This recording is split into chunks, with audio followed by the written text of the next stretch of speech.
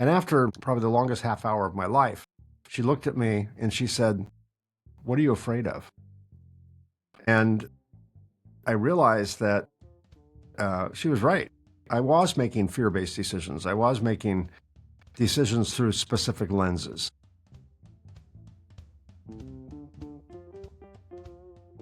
Welcome to Conversations That Grow, where we explore the moments that shape who we become as people and leaders. Each week, I sit down with leaders, founders, and change makers to talk about the stories and the shifts that shape them, because real growth doesn't just happen through strategy, it happens through conversation. I'm your host, Heather Fainan, and today I'm joined by Mike Konrad, an entrepreneur who turned a rejected idea into a company that's lasted more than 30 years. He's the founder and CEO of Outgrowing Technologies and also hosts two podcasts, Reliability Matters and The Reluctant Entrepreneur. Welcome to the show, Mike. Thanks, Sadaf. It's good to see you. It is good to see you too. I'd love to start with this. What's a conversation you've had that shifted the way you think about leadership? Oh my. There are multiple conversations that I've had that have either emanated from someone else toward me, usually not complimentary, or conversations I've had in my head with myself over critiquing some of my past decisions. Well, actually, most of my past decisions. I think the most impactful conversation was with my mentor. I hired I don't think she would really call herself a business coach, although that's what she is. But she probably has some more up the ladder term for what she does. But the first time I hired her, I was desperate. Our company was in financially very, very bad shape. We were very close to the edge of the cliff. My fingernails were torn off trying to hold on to that last fragment of edge of the cliff. And out of sheer desperation, she was recommended to me by somebody else. And out of sheer desperation, I'm like, okay, fine. And up to that point, I had no real appreciation of consultants. Because to me, at that time, the definition of a consultant was someone you hire to tell you what time it is. And the first question they ask you is, can I see your watch? And, which actually is kind of true because the answers are usually in front of us. We just don't see them. But at any rate, she laid out all of our financials on the conference table. She didn't want to look on them on the computer. She laid out all these papers, one next to the other, next to the other, next to the other, to the point where it seemed like the papers were levitating in the air. You couldn't even see the conference table. And she walked around and stared intently at each single piece of paper, putting her hands kind of near the top. And I could see where she was reading because I could see her fingers kind of go down. And after probably the longest half hour of my life, she looked at me and she said, "What are you afraid of?" And like, right now I'm afraid of you. But that was inside voice. Outside voice said, like, I don't think I'm afraid of anything, not specifically. And she said, "I see a lot of fear in your books." And I said, "Yeah, well, they look pretty scary." She goes, "That's not what I mean. I can see a lot of fear-based decisions." And it was almost like I went to a fortune teller and she read my palms or tarot cards or something. And suddenly I'm like, she got my attention and she started asking me a set of specific questions, most of which I've forgotten what they are. And each question brought truth into my consciousness. And I realized that she was right. I was making fear-based decisions. I was making decisions through specific lenses. For example, if I needed, at that time and now, we do payroll every Thursday. So every Wednesday was a mad scramble for cash back then. And I would be making very poor unprofitable deals with customers to get new sales, to get cash to cover payroll. So I was looking at improving cash through the lens of fear. And, that would just cause the next problem, which would be, at the end of the month, there's no profit or there's a loss. And so the more that light bulb came on and the more I kind of became self-aware, the more I realized that most of my decisions were made through specific lenses, most of those lenses having some element of fear in them.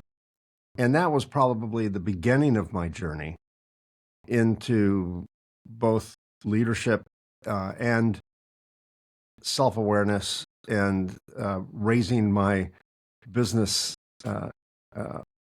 amplitude and altitude in order to run a business the way it should be. Thank you, Mike. Appreciate you being so candid. You were talking about the fear-based decisions that you were making, and she was able to speak into that by asking questions that helped you understand what was really going on. I think self-awareness is half of the battle. How did that translate into acting on what came to know was correct and true? I had to learn to trust a process, which was very difficult for me. Ever since I was a child, I had this insatiable curiosity as to how things worked. I needed to understand cause and effect. I needed to understand literally how things work. My parents' appliances, everything, which got me in quite a bit of trouble. And some of the things I was learning that worked, like take fear off the table, quit making fear-based decisions through specific lenses. I didn't understand how they worked. I just knew they worked. And over time, so I would reject, I would be given ideas and advice, and if I didn't understand the mechanics of it, the causation, the cause and effect, I would reject it. And then I was taught to, rather than just summarily rejecting something, consider the possibility. That's all. Just consider the possibility.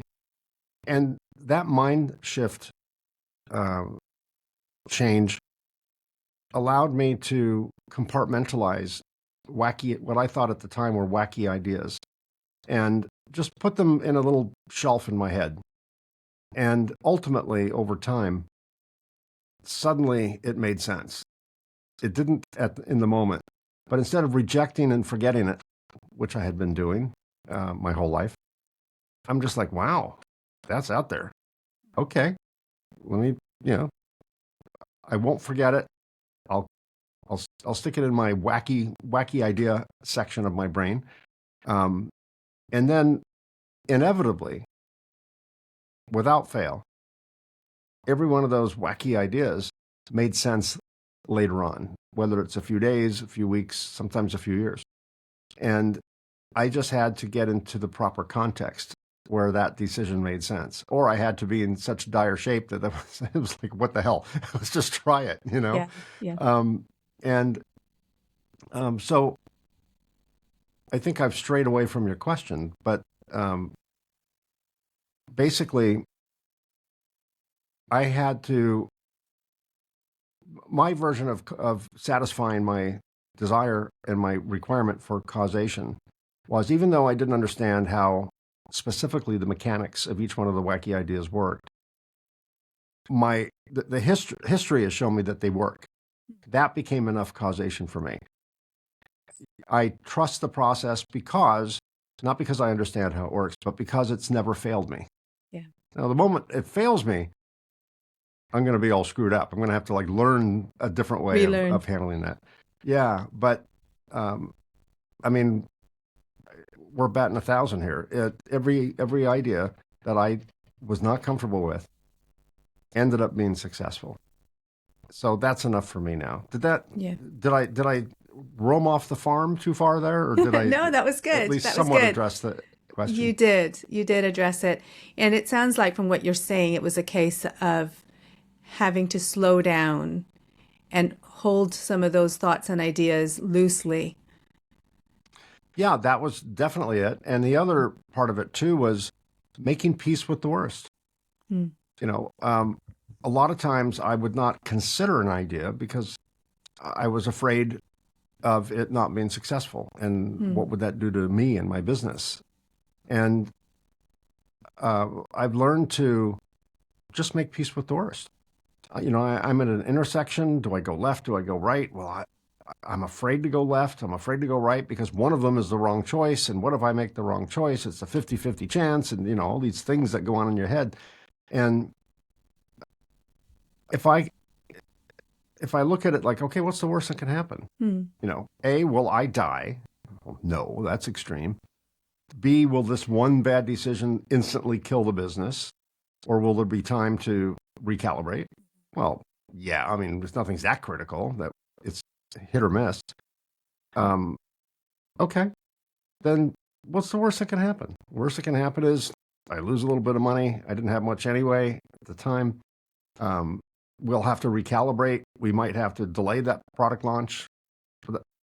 That's okay. We can handle that. Yeah. So once I learned to make peace with the worst and not become decision paralyzed, it made decision making much easier. It didn't mean every decision was right. It just meant that I could make a decision. Because I think a lot of times business owners, I think a lot of time humans, it doesn't matter what context, we're paralyzed. Yeah. We're kind of deer in the headlights. And probably that's a great example. A deer crosses the street, they see a car coming at night, they freeze, right?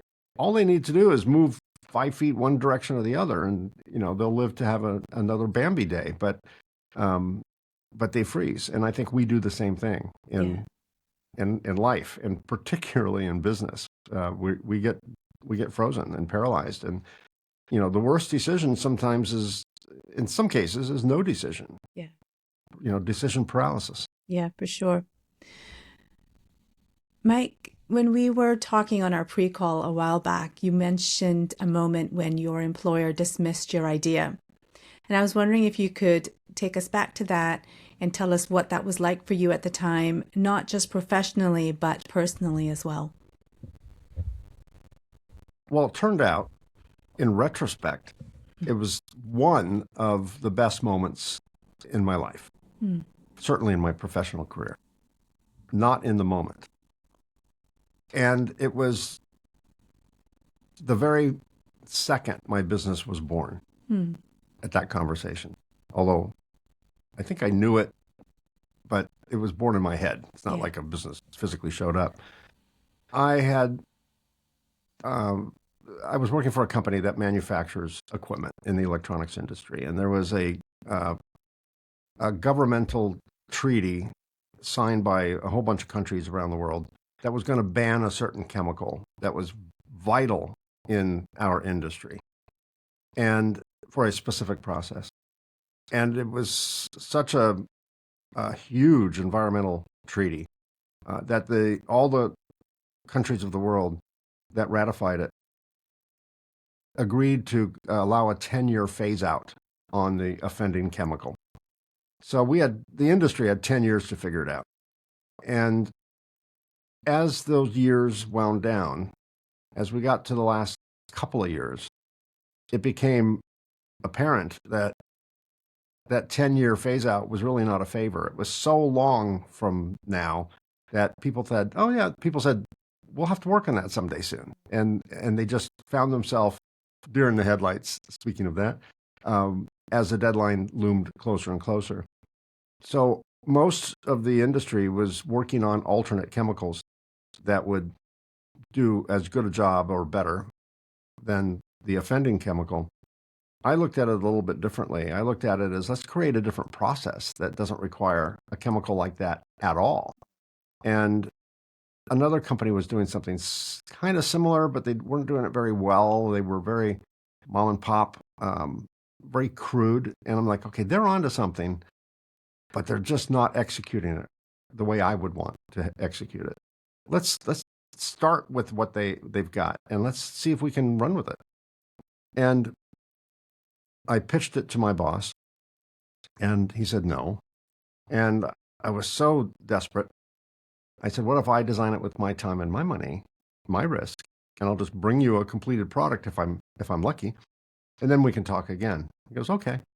So I did that. It took about 8 months, and I worked on it at home and nights and weekends, and eventually brought a working piece of equipment to him, and it worked very well. And I ended up selling him the rights to that technology, and for my cost, actually.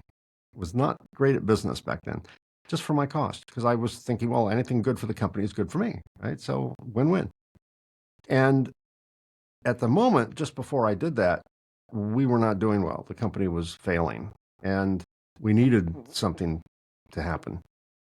This equipment that I designed made it happen. So now the company was more successful. And we had a product design meeting about a year later where we were going to talk about pitch ideas to the owner about the upcoming products that we wanted the company to have in its portfolio. So I quite mistakenly thought that not only would I attend the meeting, I would be carried in on a chariot and fanned with grape leaves during the meeting, because King Mike, who saved the company, is in the room. And I've got an even better idea. And it would be a machine similar in function to what the first one I designed could do, but much more environmentally responsible. And I mean, to a whole new level that no one had done before. So I thought, well, for sure, I'm going to win this, this contest, this beauty contest. I'm going to be the winner. And a few other ideas were pitched, and then it was mine. And the boss looked at me and said, no, not you, not you. And then he pointed to someone else and said, yeah, we're going to do your idea. And I was flabbergasted. And I said, I gave him an appeal, and he goes, no. And I gave him another appeal, and he said, no. And another, and he said, no. And finally, I looked at him, and I said his name, and said, you're making a mistake. And here's the one word, the defining moment in my career, in my life. When I said, I think you're making a mistake, he looked back at me in a very dismissive, just insulting, patronizing way, like, fine. Which not only was he okay with me telling him he's making a mistake, he didn't even respect that comment. Just fine. And at that moment, I was just crushed and angry, resentful. And at that very nanosecond, that started the business in my head. I'm like, I did it once. I can do it again. And I instantly went into this space that I've never experienced before. And I almost had a peace about it. I'm like, in my head, I'm like, okay, I get it. I don't agree with it, but maybe this is the beginning of something good. And maybe this is what I needed. And I remember thinking that. And I went home and complained to my wife about how unfair life is. And she said, well, is it a good idea? And I said, yeah, I think it's a great idea. My first one turned out good. I think this one's better. And she goes, well, I don't understand why you're giving it away. Why? I mean, I don't understand why you did that in the first place. And you're going to do it again? She goes, if you really think it's good, do it. And that sealed the deal. Because I thought, okay, my next big challenge is, talking my wife into, me quitting my job and, going into this unknown abyss of entrepreneurship. But we didn't really even calculate all the risks. We just said, this is the right decision. So now I'm super grateful for that conversation, because that was one of the worst moments in my professional life and one of the best moments in my entire life. And I say one of, because I have to throw in, my wedding 40 2 years ago and the birth of my daughter. And so, in case my wife or daughter ever watches this, you're first, right? But somewhere close to that was that particular defining moment. Well, thank you for sharing that. It does sound like such a devastating moment having to hear that from your boss, but then such wisdom from your wife. That's really great. You described that as a turning point, the moment that eventually led you to start your own company. And you've described a bit of how you felt in that moment when you spoke with him, and then also internally you were like, okay, this is my time to start my own business and do this on my own. What was going on for you in that season of leaving your or hearing those words from your employer and then starting up your own business? Was it frustration, conviction, fear? You talked about fear-based decisions, or maybe a bit of all three? It was another emotion that you hadn't mentioned. Mm-hmm. And I would not consider this emotion healthy, but in this case, I couldn't have done it without it. And that was, I don't know if revenge is the exact right emotion, but it was revenge-based. It was like, I got something to prove. I'll show you. I will show you I can do this. And I think I had so much to prove. I wanted to show him he was wrong. And this probably came, I'm sure I could spend many hours on a couch with a therapist, working that out. But my father was an immigrant to this country and from Eastern Europe. And I'm first generation American. And I always remember my father being exceptionally tough. He was very hard to please. And I spent years struggling to get his approval. And it turned out I learned in my, when I got older and more mature, that was his, a little bit warped, but his act of love. He thought, the world is a cruel place. He was a victim of World War II. He was a prisoner of war for a number of years, escaped, and eventually made his way here. So he didn't have it easy, and he wanted to ensure his kids were successful. And he believed that you don't provide too many compliments because that makes the child kind of soft. You sparingly give compliments so that they are appreciated more. And I didn't realize that at the time. That was his strange way of tough love. So I was always seeking his approval. And then now I'm a young adult. I'm how old would I have been? 26, 27, working at this other company, doing well. And then when my boss, who was also kind of a tough man, looked at me and said, fine, I was like a kid. I was like a 9-year-old kid trying to get my dad's adoration. It was the same feeling. So I think maybe that helped the drive to, okay, I don't know how. I don't know how. I don't have the money. I don't know if I have the skill. I certainly don't have the business acumen. But we're going to do this, and I'm going to be successful at this. I have to be.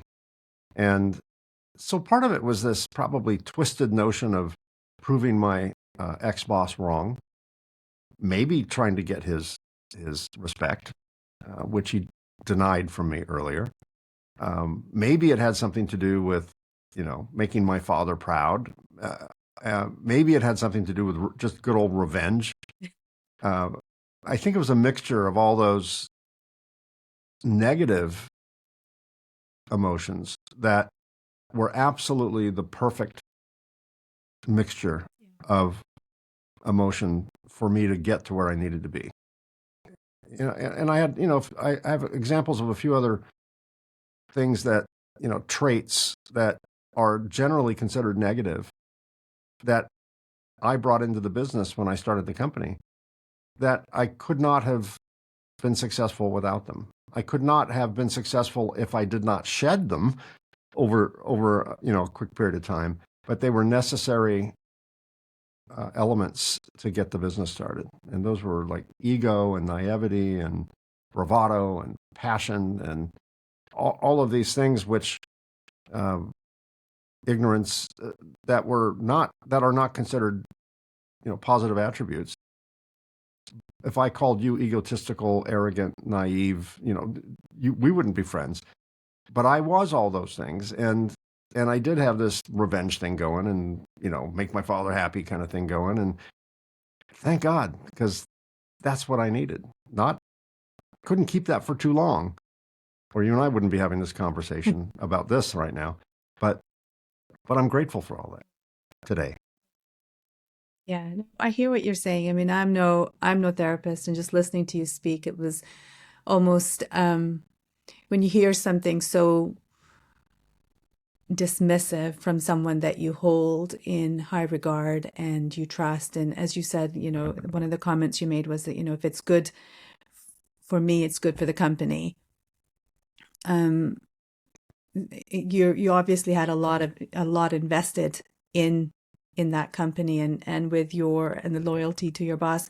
And I think hearing something so devastating and dismissive it sounds like it propelled you to move forward and cross that line from thinking about something to actually doing it. Yeah, I wouldn't have done it without that. I would have just been too fearful, or wouldn't have enough confidence in my ability. Yeah. At that point, I didn't care. I didn't care if I couldn't do it. I'm just going to give it my best shot. If for no other reason, just to piss them off. Yeah. If for no other reason, right? Yeah. I mean, that's where my head was at. It was all terrible stuff. But yeah, it gave me the motivation. Yeah. Even though it came from a dark place, it gave me the motivation to do something I probably would not have done. The book I wrote last year, I called it The Reluctant Entrepreneur, because I refer to myself as a reluctant entrepreneur. No part of me wanted to start a business. I had a passion for a product. That's the reason I started the business, because no one else would do it. And the wanting to prove something just made it a little bit easier. That was an extra, bonus cherry on top. But the business acumen came. Took a long time. I made a lot of mistakes. But that came. I was very fortunate that I had the technical acumen when I started my business. That earlier I described my insatiable appetite to understand how things worked, and that helped me a lot in my young adult life, because I had a basic understanding of how many things work, particularly from an electronic and mechanical standpoint. So, and when I was in high school, I took a computer programming class, which was on a teletype machine, not even a screen, way back in the primitive days of early computers. But I learned to write code, and that even became helpful when I started my business from a technical side. So the only thing really I needed to learn that I didn't have in my toolbox at all was the business side of business, and that's where working with a business coach, consultant, mentor has helped, and just maturity and shedding the early traits that I brought to the business and exchanging them for more positive, helpful traits that were suitable for the scale of the business in that moment. That's really what allowed the business to succeed, me to succeed, and each one to scale. You've said that your approach was very no guts, no glory, so to speak, and that mindset served you in those early years. When did you start to sense that those very traits that had helped you build the business were now holding you back? That's a good question. When we were new in the business, when the business was the first few years, we were cash strapped all the time. There was never a moment we had an abundance of cash. We just jumped from one cash flow crisis to another. And I believed incorrectly that the solution to every problem was to grow. And when you talk, at that time also, I joined a CEO peer group where a whole bunch of CEOs get together every month and pretty much lie to each other about how well they're doing. And we all give each other advice. And the advice that was most commonly given to me was, what are you doing to grow? What are you doing to grow? Grow, grow, grow, grow, grow. So I had it in my head that the solution to every problem was just growth. We grow ourselves out of the problem. And what I didn't realize is when we grow, the tide raises all ships, right? And it actually raises the problems exponentially compared to the growth. I didn't know that. So I was in this growth mindset. And I thought that any sale was a win-win. And we sold expensive equipment. So if we got an order for a machine, it was a win for us because we got the order. And it was also a win for us because our competitor lost the order. I celebrated their loss, which was terrible, but that's the mindset I was in. I was just a machine just trying to grow the company. And I was successful. The company was successful. My team was successful at growing the company. But as our revenue increased, and that's how I defined growth, revenue increased, our profits declined rapidly, and we were losing money. And that's kind of when I realized that my so-called attributes, so-called skills that I brought to the table that allowed me to bring in some cash and at least get the cash flow wheel turning, although not efficiently, were going to kill the company if I didn't recalibrate. I used to work on cars when I was young, and I still have a classic 1968 Mustang that I drive on weekends. And if I don't drive it for a few weeks, it doesn't like to start. It just cranks over. So when that happens, I have to open the hood, take off the air cleaner, and take an aerosol can of starter fluid, which is super, super high octane fuel, and spray it down the carburetor, and then run back into the car and start it. And it will start up like that. Because it's super high octane. You cannot run a car on starter fluid. It's so hot that you'll burn the engine up, but you can start it just to get the engine turned over. The traits I brought to the table of ego, naivety, arrogance, passion, a poor assessment of risk, those were my starter fluid. It allowed the business to just, boom, ignite, but it would burn itself up if I tried to run on it. So I realized that those traits and those actions were helpful. Thank you. And I almost had this, okay, part of my brain was like, okay, Mike, we'll take it from here. Thanks for getting the car started. And I had to learn to, staying with the car analogy, to shift gears. Starter fluid, the ego, the bravado, the arrogance, the naivety were all first gear. And if you drive a car with a manual transmission, you can't go very far or very fast in first gear, highly leveraged. If you try and stay in first gear and go down the freeway, you'll blow your engine up, right? Just over revs it. At some point, one has to switch into a lower gear, a second gear, and then a third gear and a fourth gear, etc. And I had one gear. I was a one gear car. I was a starter fluid car. And I realized that the company is not going to survive for very long at all if I don't shift gears. I had some of the second gear abilities, but not all of them. So I hired those that I didn't have. I learned those that I could, and I hired the rest. And then eventually we had to switch into third gear, which was a little bit more learning, a lot more hiring, and then fourth and fifth. And now, I don't think I could run the company myself today because there are certain skill sets behind the curtain in my company that are not skills I have at all. And I don't know if I could or even want to learn those skills at my age. But I'm grateful that I have a team that can do what I can't do. I do what I do. And it turns out my personality is such that if I love something, I do it well. And if I don't love something, I don't even want to do it. And if I have to do it, it's not very good.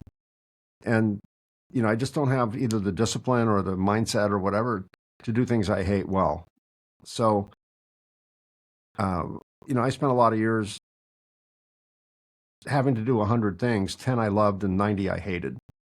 But I had to do it. And I didn't do it well, but it was good enough in the moment. At some point, good enough doesn't work anymore.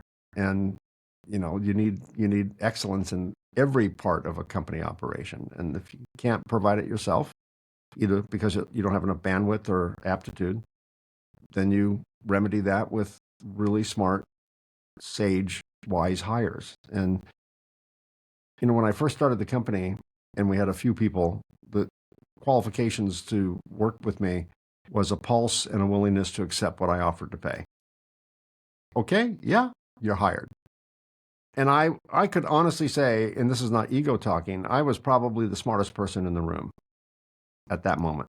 Not because I'm that smart, but just because no one around me was that smart. And my goal today, which I've successfully accomplished, is to be the stupidest person in the room. And I consider myself pretty bright. So if I can be the stupidest person in the room, and those others in the room are working in the business, I feel very confident that life is good. I'm okay. The business is okay. The family's okay. Our team members are okay. Their families are okay. Our customers are okay. The industry's okay. It's just such a good feeling to know that that it's not all on me as it used to be, and it's okay. I no longer have the drive to prove anyone wrong or prove myself right. I'm very comfortable in my own skin. I'm very comfortable with how the company's doing. We're not a Fortune 100 company. We're not a Fortune 500 company. We're small. We're healthy. We're successful. And our customers love us. And we make a difference in our industry. And to a certain extent, we make a difference in the world positively. And that, to me, is the definition of success. Absolutely. Thank you so much for sharing that journey. And it absolutely sounds like success to me too. Mike, you've led this company for more than 30 years through changes in technology, people, the market. What's helped you keep growing as a person through all those transitions?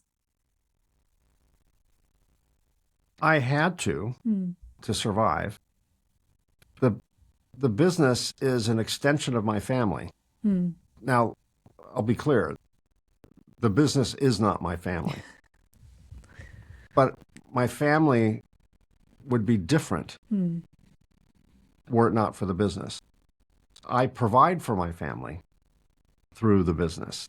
So the business is an important extension of my family.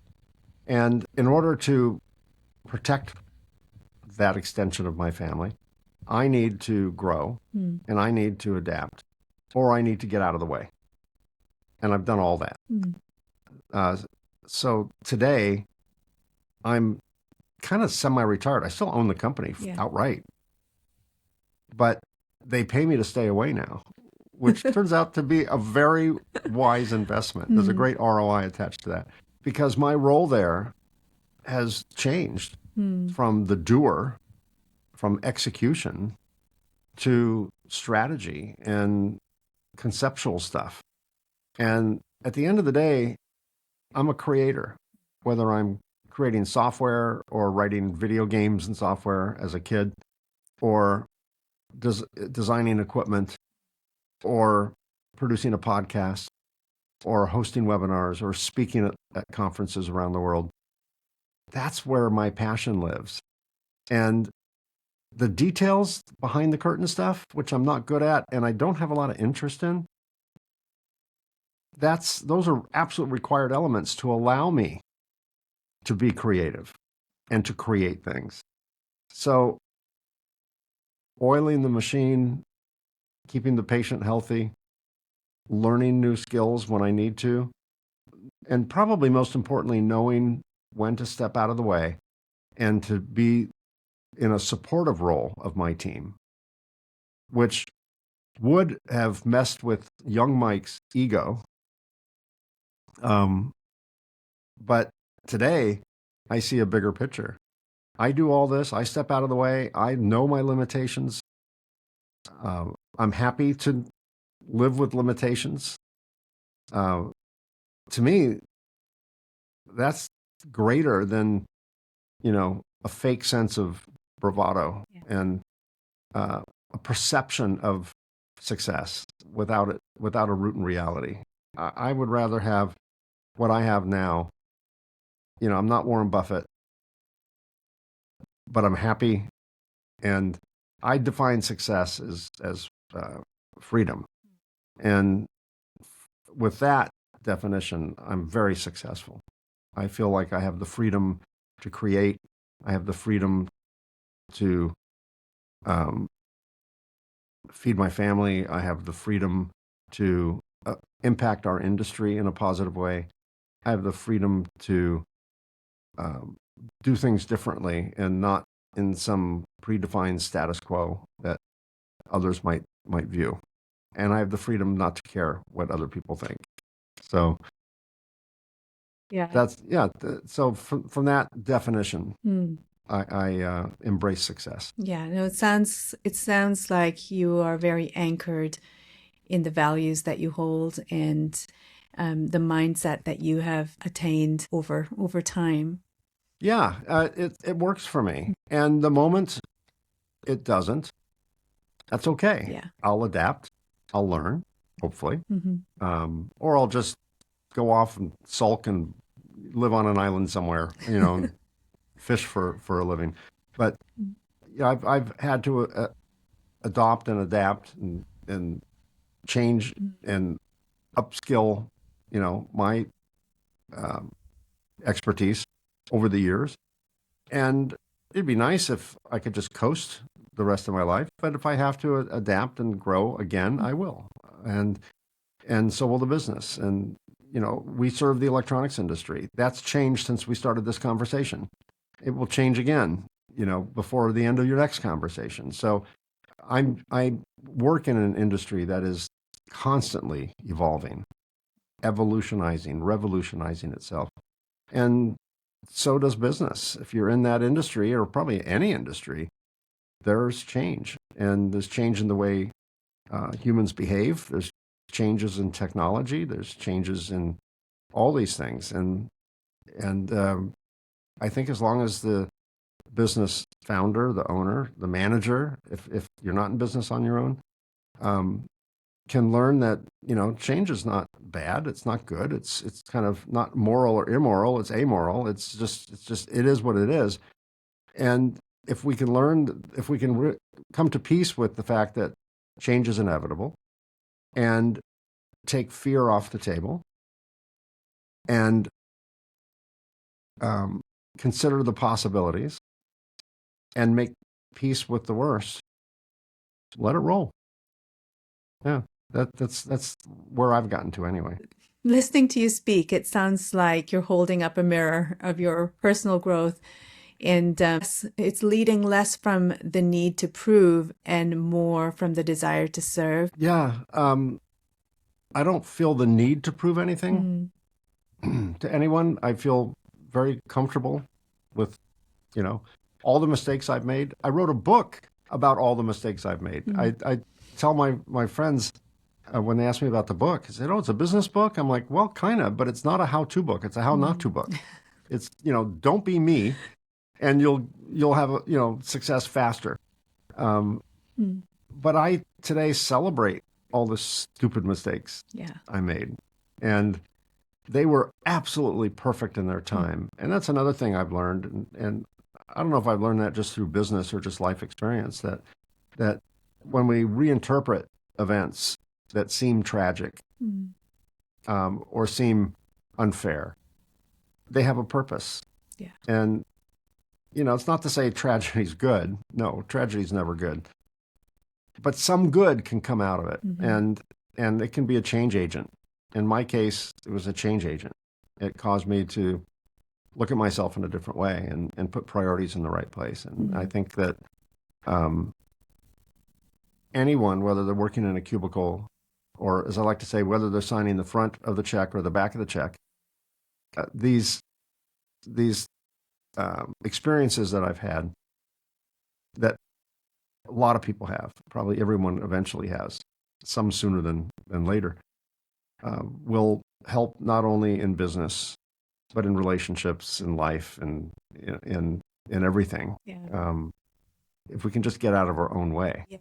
So, Mike, if someone listening is at that earlier stage where they're leading through sheer drive and willpower, what would you encourage them to reflect on about what leadership really is? I would never criticize someone for doing desperate things in desperate times. We do what we need to do. There's a survival instinct that fight or flight kind of response. They're not healthy. They may buy time, but they're not sustainable. But it's okay. Do what you got to do. I'm not Pollyannish enough to say or to even think that I could have started the business doing what I'm doing right now. I probably couldn't have. I needed the fear. I needed the revenge. I needed the need to prove. That's okay. I needed to make deals that were unprofitable just to get enough cash in to stay in business another day. That's fine. That's what separates entrepreneurs from everyone else. We're willing to do that. Where a lot of people, I don't want to say guts. I'll say guts. Don't have the guts, but I don't mean that as in a positive way. But they wouldn't do it because they have more common sense than that. So I would say, and I think I've gone off track. Bring me back on track with the question. I think I was headed that direction, and I've derailed. I was asking if there's someone else who is in that earlier stage. Yeah. How would you encourage them to reflect on what leadership is? Don't beat yourself up. You're at the exact moment, in the exact place that you're supposed to be in this moment. There is a process out there that works. Learn that process, trust that process, and don't give up.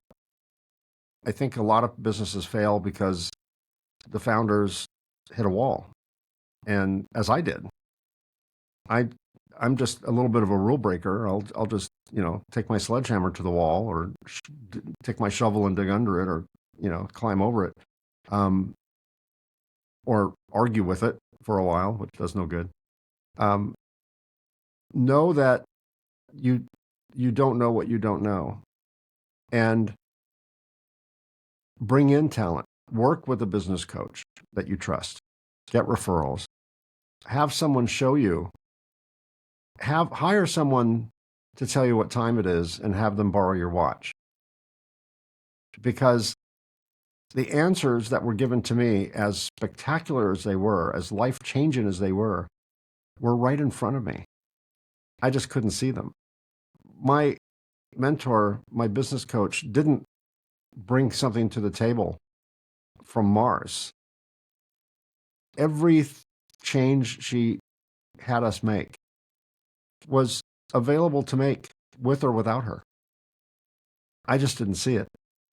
So she helped, change my perspective. She helped me consider all possibilities. And she helped me take fear off the table, which are all just basic little tweaks.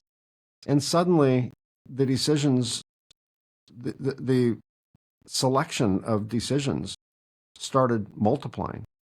All of a sudden I could see possibilities. And it was easy to see which were the right decisions. And if they were wrong, no big deal. We recalibrated and switched gears. So I think that getting some outside perspective is exceptionally helpful. And that involves working with someone that, you trust, someone that has a track record.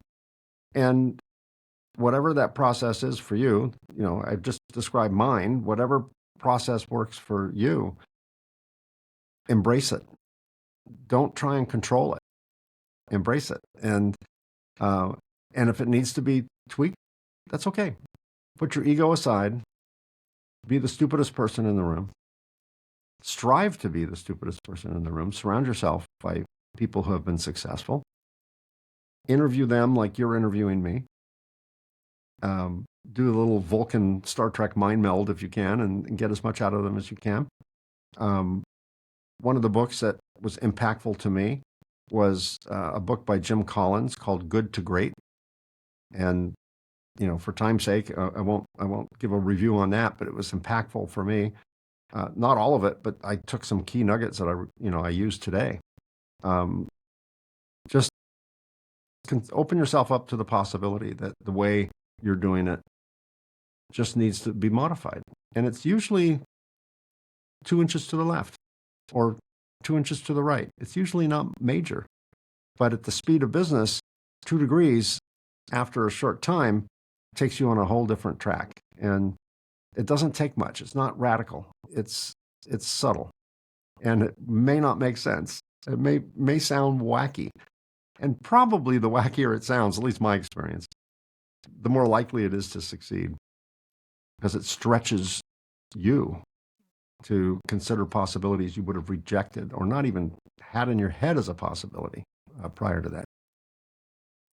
Mike, thank you for that wise advice, and thank you for this conversation. It's been a reminder that leadership isn't something we arrive at once. It's something we keep growing into.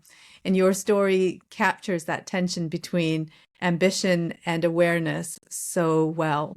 Thank you. And thanks for asking great questions. I do love talking with you. We've done it before. We have. And on another one of your podcast empires. And I enjoy talking to you. You're a great host, and the questions are quite insightful. So thanks for asking them. No, you're very welcome, Mike. Thank you. Before you go, though, if someone listening wants to connect with you or learn more about your work, where should they go to do that?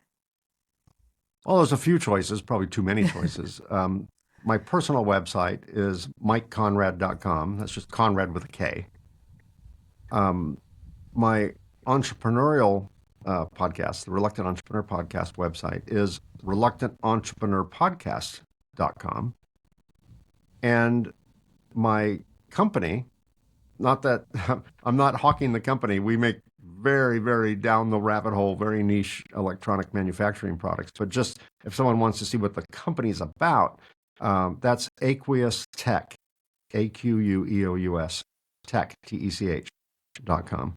And that'll introduce you to a world that many of your listeners or viewers, just assume, storks drop iPhones, they're made somewhere else. But that's part of the work of our industry. Anything that plugs into the wall or has a battery in it is likely made by the industry that we get to serve. Awesome. And to those listening in, thank you for joining us on Conversations That Grow. The links that Mike has just mentioned are in the show notes for you. So please do reach out and connect and listen to his podcasts. I hope this episode has reminded you that leadership isn't a destination. It's a journey shaped by the conversations that challenge us, stretch us, and help us see ourselves more clearly. Thanks again for listening, and bye for now.